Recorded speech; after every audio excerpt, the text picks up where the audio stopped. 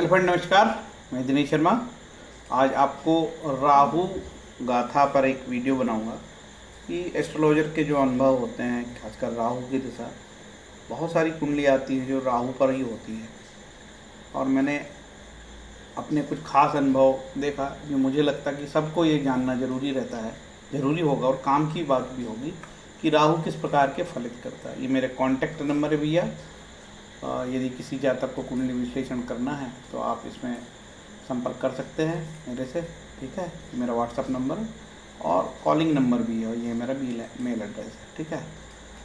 राहु एक छाया ग्रह है, अनुभव से यही पता लगता है, शास्त्रों में भी यही लिखा है छाया ग्रह। राहु केतु छाया ग्रह है जिनको कोई राशि आवंटित नहीं की गई है। राहु केतु अक्ष दिखाते हैं। केपी में राहु केतु के नोट का अधिक महत्वपूर्ण है और केपी एस्ट्रोलॉजी में राहु और केतु के को बहुत ज़्यादा सिग्निफिकेटर मिल जाते हैं। उनका जो नक्षत्र नाड़ी परिवार बनाने का जो तरीका है उसमें राहु और केतु को बहुत अधिक सिग्निफिकेटर मिल जाते हैं। मतलब राहु और केतु की दशा में मतलब सभी प्रकार के ग्रहों के फल आते हैं, ऐसा मैंने केपी एस्ट्रोलॉजी में जाना।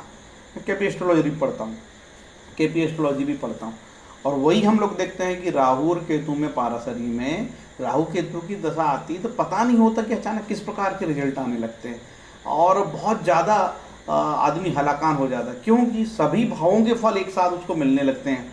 ये भाव भी, आठवां भाव भी, छठा भाव भी, पहला भाव भी, बीमारी भी हो गई, नौकरी में भी प्रॉब्लम आ गई, बच्चों को भी समस्या आ गई, पत्नी को भी समस्या आ गई।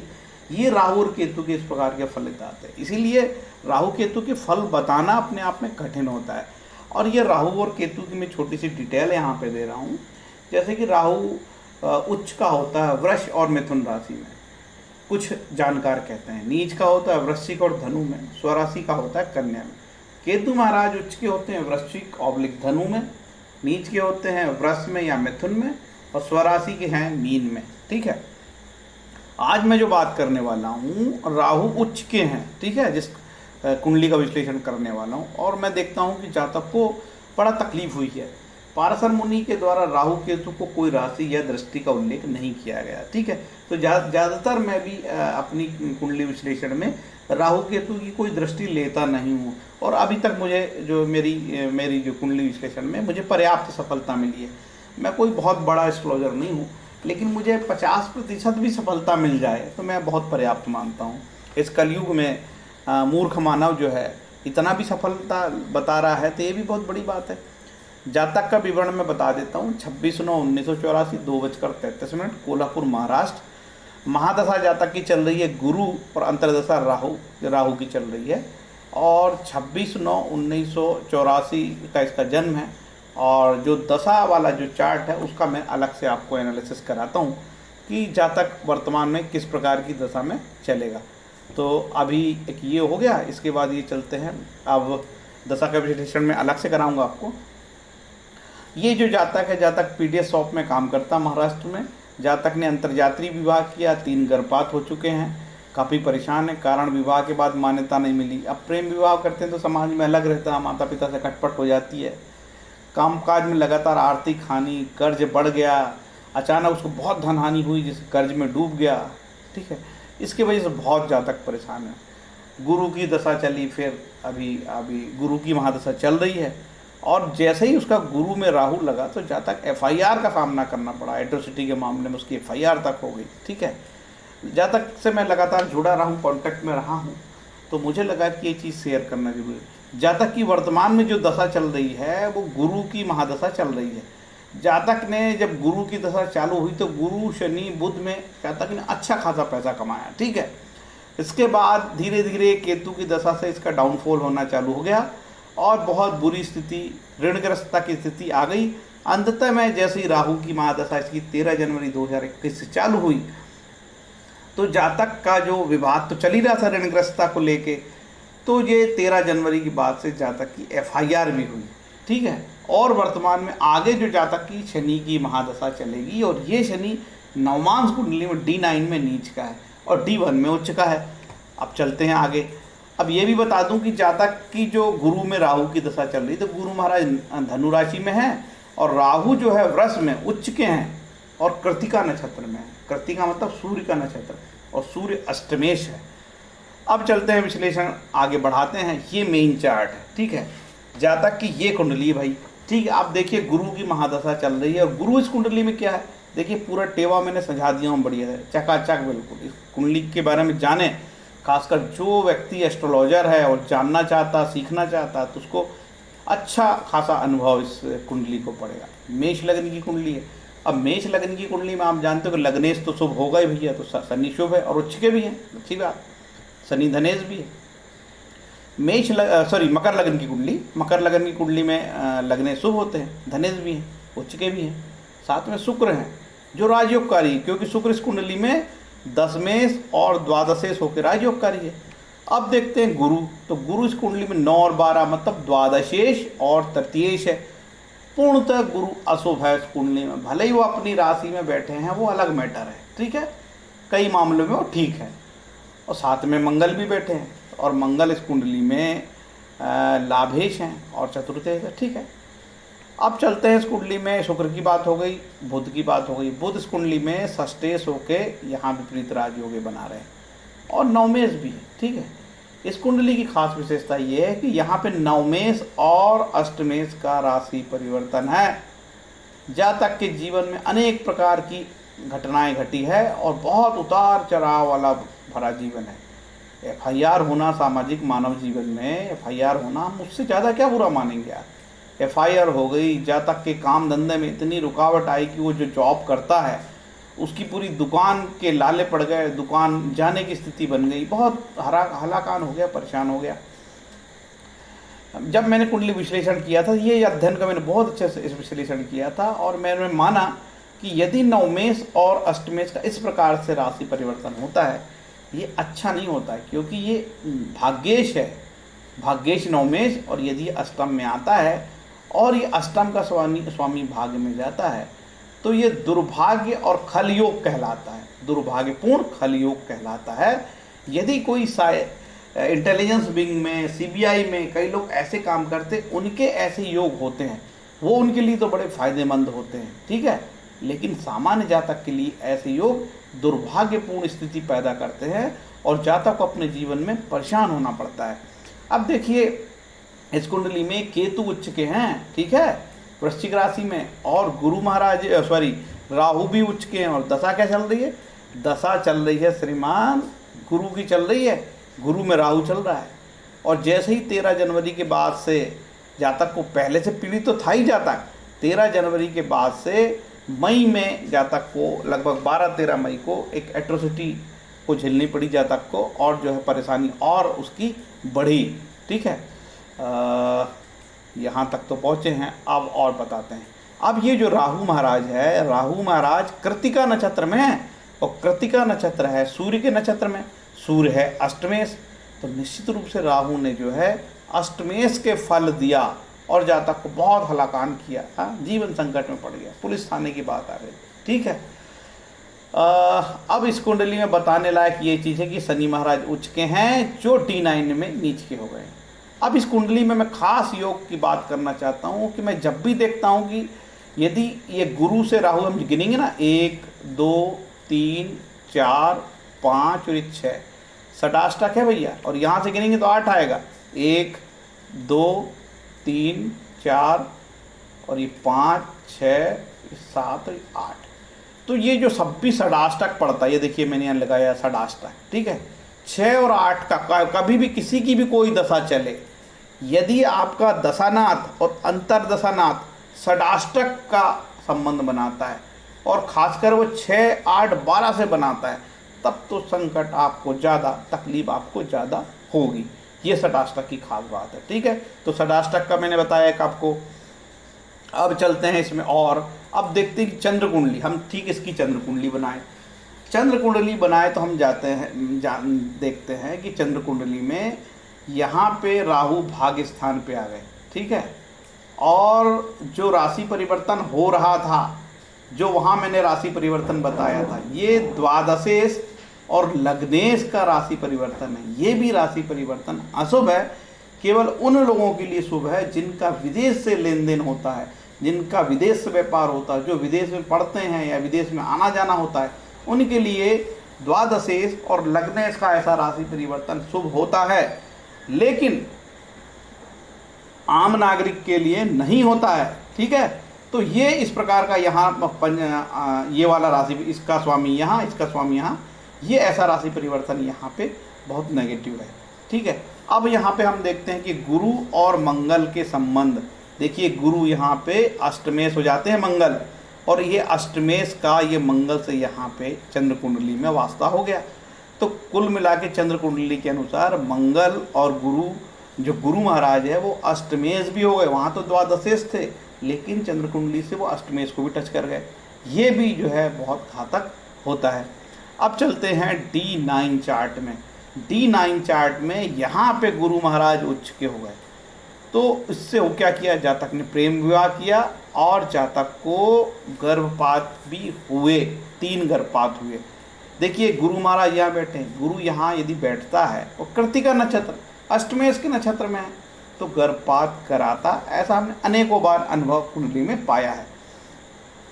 अब चलते हैं यहाँ D9 चार्ट में। D9 चार्ट में ये देखिए, ये सप्तमेश और ये अष्टमेश की युति है। तो जातक ने जो है प्रेम विवाह किया और विवाह के समय भी अनेक उसको विवाद झेलने पड़े। कारण क्या है, क्योंकि ये षष्ठेश सूर्य है और ये चंद्रमा पंचमेश है। प्रेम विवाह तो किया, लेकिन विवाद भी हुए प्रेम विवाह से, क्योंकि सामाजिक मान्यता नहीं मिलती, घर से घर वाले परमिशन नहीं देते माता पिता, और बाद में अलग थलग पड़ जाता है जातक, तो परेशान होता है मानसिक रूप से। तो ये चीज़ अष्टमेश और सप्तमेश की युति होती तो पारिवारिक जीवन में इस तरह से विवाद की स्थिति भी निर्मित हो जाती है। अब रही बात, अब D9 चार्ट ये नवमांश चार्ट है। नवमांश में यहाँ पे शनि महाराज नीच के हो गए। जो शनि महाराज हमको लग्न में उच्च के दिखते हैं यहाँ पे, ये शनि महाराज यहाँ पे नीच के हो गए हैं।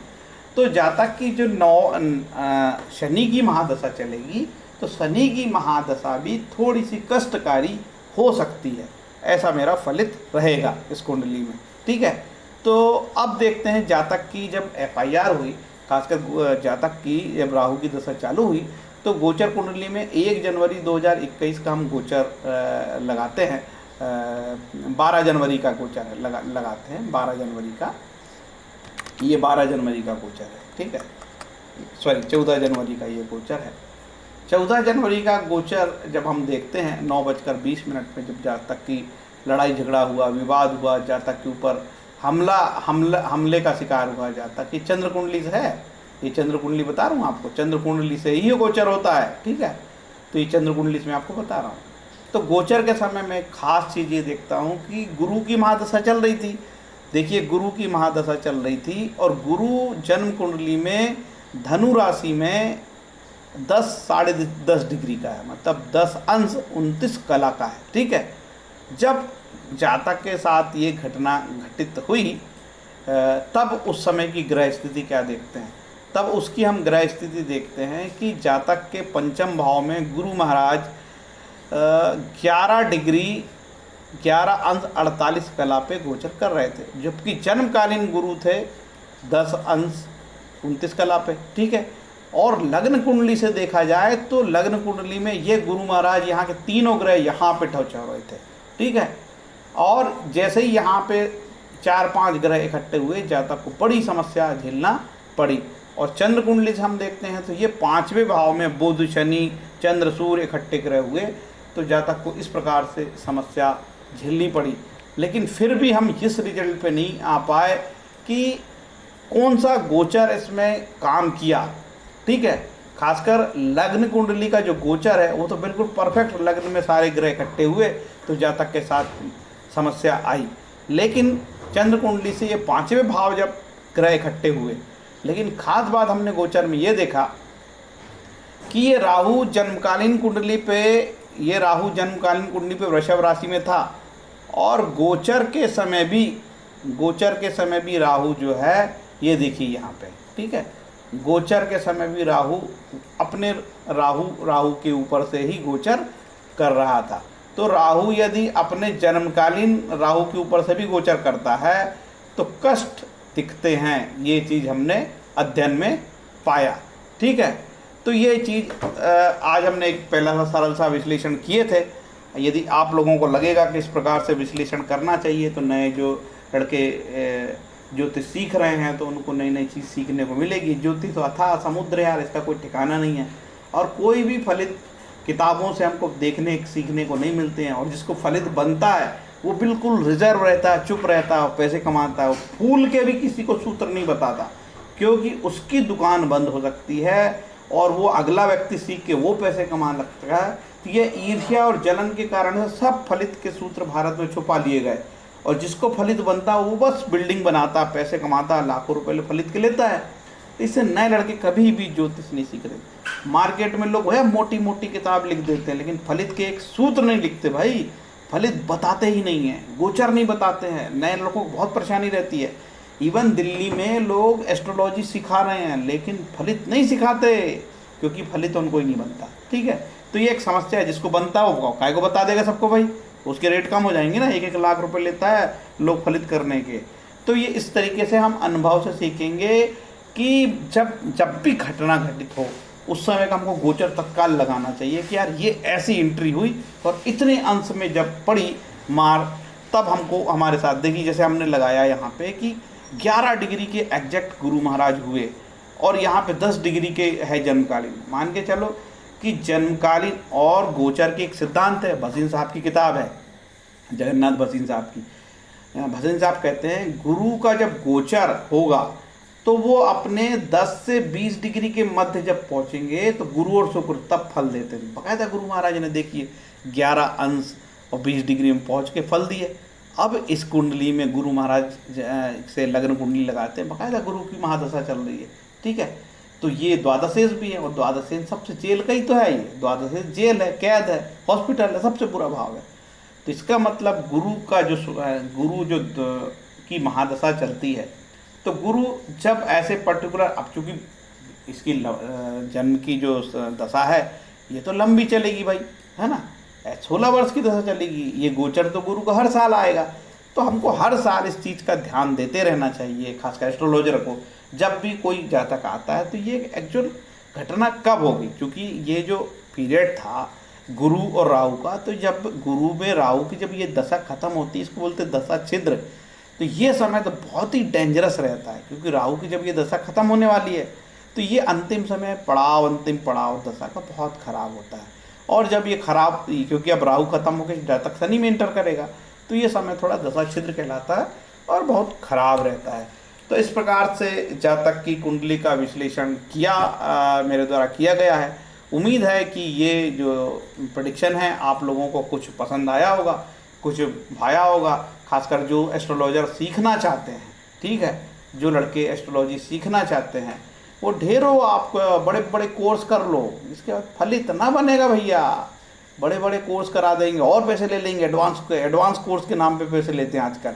इतनी बदमाशी कर रहे हैं कि एस्ट्रोलॉजी क्लास में से पैसे ले लेते हैं, ठीक है, इसके बाद 2 बात बोलते हैं कि एडवांस कोर्स और कराएंगे तब उसमें सिखाएंगे, वो भी पैसा ले लेते हैं तो भी फलित नहीं बनता। फलित अनुभव से ही सीखा जाएगा, ऐसे फलित आप नहीं सीखते। तो मैंने जो आज सूत्र बताया हूँ आपको, षडाष्टक, ये नोट करें, षडाष्टक बिल्कुल परफेक्ट मामला। षडाष्टक होगा ग्रह तो खराब फल देते हैं। और ऋषि पाराशर महाराज की जब आप दशा फल अध्याय पढ़ोगे तो वो कहते हैं कि महादशा से 6, 8, 12 में बैठे ग्रह फल खराब देंगे, नेगेटिव देंगे। ठीक है, तो बार बार आपको होराशास्त्र पढ़ना चाहिए। तो ये मेरा अनुभव रहा है, जो डेस्टिनी है वो तो काम करती है। यदि आपको इस प्रकार के वीडियो अच्छे लगें तो लाइक कमेंट शेयर करें। कुछ गलती हो गई तो भी बताएं, सुधारेंगे यार भैया। माना मैं को पेट से थोड़ी पढ़े, ना मेरा दादा एस्ट्रोलॉजर था, मेरा बाबा एस्ट्रोलॉजर था, मैं किताबों से पढ़ के सीखा हूँ। ठीक है, और के एन राव साहब की किताब पर से बहुत सीखने को मिला। ठीक है, तो धीरे धीरे एस्ट्रोलॉजी सीख रहे हैं, लोगों को उद्धार कर देते हैं यार, किसी को बता देते हैं। मैंने जातक को बता दिया था कि भैया ये जो समय आपका, और कम से कम 9 महीने पहले बताया था, 9 महीने पहले। ठीक है, 9 महीने पहले बता दिया था कि ये समय बहुत ख़राब रहेगा। तो जातक ने मुझसे एक दिन पूछा क्या मामला भी दर्ज हो सकता है क्या? तो मैंने बोला राहु कुछ भी कर सकता है। ठीक है, राहु कुछ भी कर सकता है, क्योंकि राहु रहस्यमय ग्रह है। ठीक है, राहु का फलित बताना बहुत कठिन होता है। तो इस प्रकार की ये ज्योतिष की बात थी, राहु महाराज की गाथा थी। अगला वीडियो में मैं ये बताऊंगा कि इसी प्रकार का एक जातक जो बिहार का था, उसका उच्च का गुरु यहाँ बैठा था, ये गुरु यहाँ बैठा उच्च का, मेष लगन की कुंडली, और उसकी भी गुरु और राहु के पीरियड में उसकी क्या हो गई, एफआईआर हो गई और नौकरी खत्म हो गई। सरकारी ऑपरेटर था वो पंचायत विभाग में, बर्खास्त हो गया बेचारा, गुरु राहु में, फटाफट डी हो गई, विभागीय जांच हो गई, नौकरी खत्म, चट हो गई। ठीक है, अब देखिए उच्च का राहु है ना, इसका ये मतलब है कि ज्योतिष के कोई भी सिद्धांत को हम बिल्कुल पकड़ के नहीं बैठ सकते कि शनि उच्च का है तो अच्छा ही फल देगा, राहु उच्च का है तो अच्छा ही फल देगा। और भी सिद्धांतों को हमको गहनता से अध्ययन करना चाहिए। जैसे कि हमने यहाँ देखा कि बाकायदा ये इस कुंडली में राहु कृतिका सूर्य के नक्षत्र में और सूर्य अष्टमेश है, अष्टमेश की तरफ फल दिया इस राहु ने और जातक को निश्चित रूप से परेशान किया और अभी भी परेशान कर ही रहा है। अब मानव जीवन में एफआईआर हो जाए किसी की, यार इससे बुरा क्या होगा बताओ, कोई जेल नहीं जाना चाहता है ना। और जातक अभी कोरोना से भी पीड़ित रहा, परेशान रहा, बहुत परेशानी झेलनी पड़ी। तो ग्रहों की दशाएं हमको ऐसी मारती है। तो जब भी ग्रह की दशा चले, राहु के लिए माँ दुर्गा सप्तशती का पाठ करना चाहिए, बिल्कुल ही अचूक नुस्खा है ना। कोई पैसे वैसे की ज़रूरत नहीं है, कोई बड़ी पूजा की ज़रूरत नहीं है, दुर्गा सप्तशती का पाठ समय समय पे करना चाहिए। राहु की यदि दशा चले तो जातक को लाभ होगा, ऐसा हमारे अपने निजी अनुभव है। मिडिल क्लास गरीब लोगों के लिए मैं वीडियो बनाता हूँ कि जिससे कि बेचारे भयभीत ना हो, घबराएं ना। डरा देते हैं टीवी वाले, यार ये जब कर ले, वो कर ले, तो ये माला पहन ले, तो कहीं ये एक मुखी पहन ले, तो दो मुखी पहन ले, तो कहीं ने गोमेद पहन ले। कहाँ से गरीब आदमी गोमेद लाएगा यार, बताओ। ठीक है, जो कर्जदार हो गया वो गोमेद पहनेगा क्या। तो आप लोगों को धन्यवाद कि आप मेरे साथ जुड़े हैं, मेरा चैनल देख लेते हो, ये बहुत बड़ी बात है। इस भीड़ भरी दुनिया में आप मेरा चैनल देखते हो, लाखों चैनल है यूट्यूब में, उसमें यदि आप मेरा कोई चैनल देख लेते हो, ये भी मेरे लिए खुशी की बात है। धन्यवाद कहता हूँ और वीडियो को मैं यहीं विराम देता हूँ। हरे कृष्णा।